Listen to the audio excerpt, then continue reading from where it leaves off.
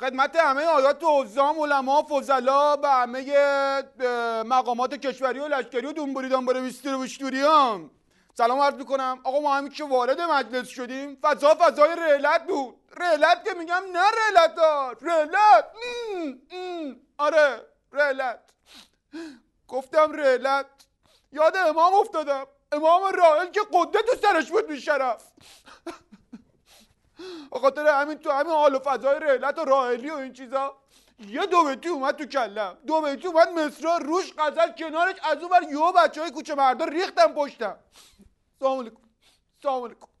اون موقع بود که ریتم اومد گفت چی؟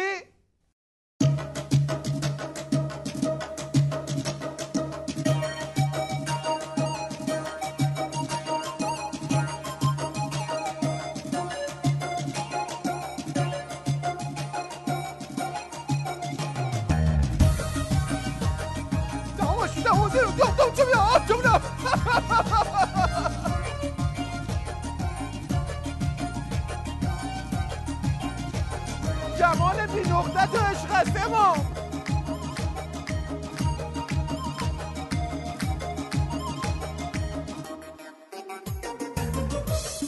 کنونی که من آمده ام به مرقد تو، به یادم آید شب و روز رحلت تو.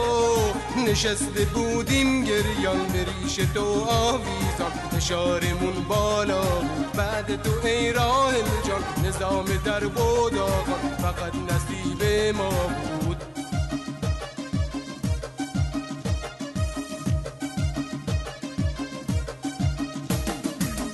اکبر کفالود از ما پر از دود، بی کل محمود اونجا بود.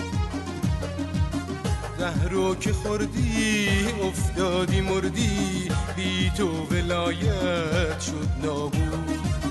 رفتم چراگاه جا پاها تو دیدم، رفتی ته چاه من بی تو بریدم. رفتم چراگاه جا پاها تو دیدم، رفتی ته چاه من بی تو بریدم.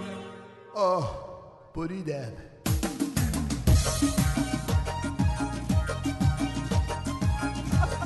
امام چه رفتی تو شیشه؟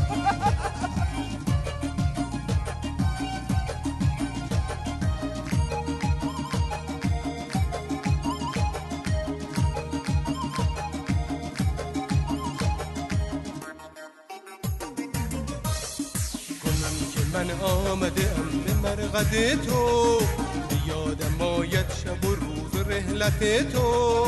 نشسته بودیم گریان به ریش تو آویزان، فشارمون بالا بود بعد تو ای راحل جان. نظام در بود آقا فقط نصیب ما بود.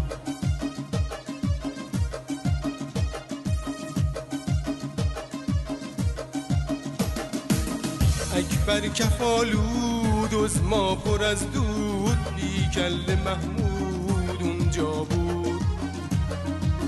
زهرو که خوردی افتادی مردی، بی تو ولایت شد نابود.